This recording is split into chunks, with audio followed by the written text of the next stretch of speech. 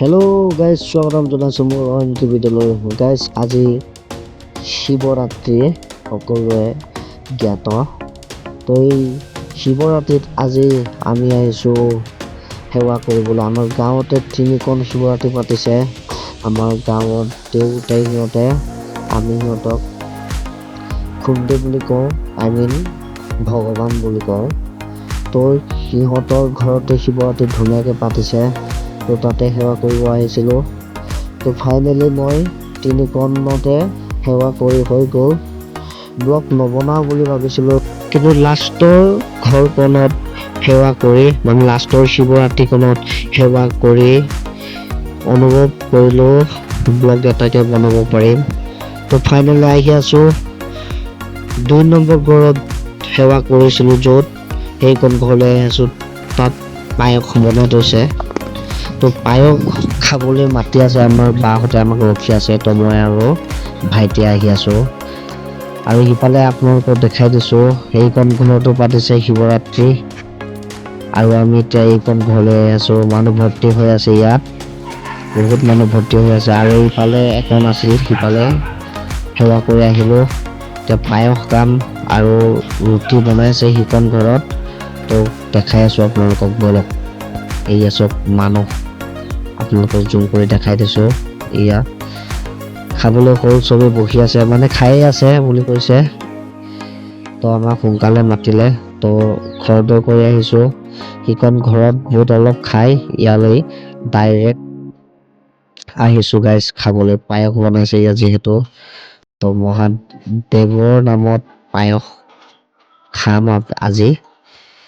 আৰু ভাল লাগে পায়স খাই, আৰু যিহেতু ভগৱানৰ নামত, গতিকে আৰু বেছিকৈ ভাল লাগে। টেষ্ট বহুত ধুনীয়াকৈ হৈ যায়, ভগৱানৰ প্ৰসাদ যিহেতু। তো দেখা পাইছে ইয়াত চবেই খাই আছে। আৰু হাত ধুই লওঁ আমি, হাত ধুই আমিও খাই আছোঁ। পাত্ৰত আমাক পায়স দিয়ে থৈছে গাইজ। আমাৰ বাহঁতে থৈ দিছে আৰু ভণ্টি। তো আমাৰ বাঘটো আপোনালোকক দেখাই দিছোঁ ক'ত থৈ দিছে। এয়া আমাৰ বাঘটো পিছত থৈ দিছে। এয়া দেখা পাইছে ধুনীয়াকৈ কি আছে চাই লওক। লাডু খাই বহুত বেছি ভাল লাগে গাইজ। আজি 3টা লাডু খালোঁ গাইজ মই।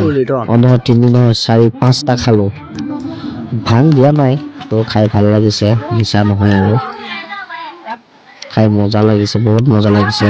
ভগৱানৰ প্ৰসাদ, বিশেষ তেজ এটা দি দিছে ভগৱানে। আৰু ভাইটিয়ে একদম মাৰি আছে। লাডু সি 3টা খালে এইখন ঘৰত, মই 2টাহে খালোঁ গাইজ। মই 5টা এইকাৰণে খালোঁ বুলি ক'লোঁ, সন্ধিয়াও খাইছিলোঁ। ৰাতিপুৱাৰ পৰা একো খোৱা নাই গাইজ, ভোক লাগি গ'ল, বহুত বেছি ভোক লাগিছে।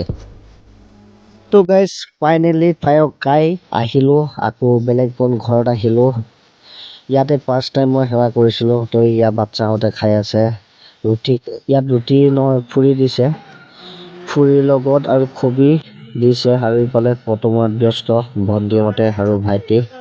ফটো ময়ো কেইটামান মাৰিলোঁ বাৰু। তো ইয়াত দেখা পাইছে সৰু বাচ্চাহঁতেও বহি আছে, অপেক্ষা কৰি আছে ৰুটি ভাজি যিহেতু। তো গতিকে একদম খাবলৈ সকলোৱে উৎসুক হৈ আছে। আমিও খাবলৈ উৎসুক হৈ আছোঁ, বহুত খাবলৈ মন গৈ আছে, খোৱা নাই বহুত দিন।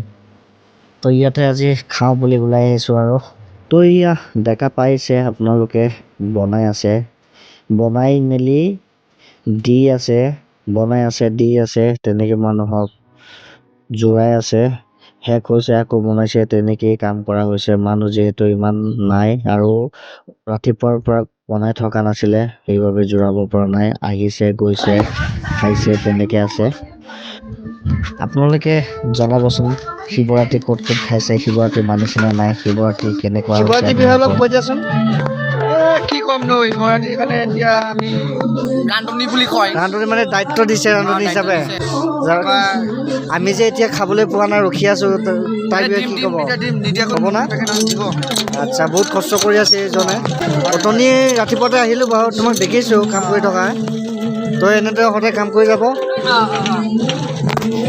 গাইজ মানে এইখন ঘৰত শিৱৰাত্ৰি পাতে অকল ইয়াকে দেখা পোৱা যায় মানে ইয়াকে দায়িত্ব দিয়ে কাম ধুনীয়াকৈ কৰে আৰু তাৰ ফেচবুক আছে তাৰ প্ৰতিভা আছে গাইজ মই গম পাওঁ আৰু তো আপোনাৰ ধুনীয়াকৈ কাম বন কৰিব জানে তো তাকেই আজিৰ শিৱৰাত্ৰি স্কিপ এইবোৰে আৰু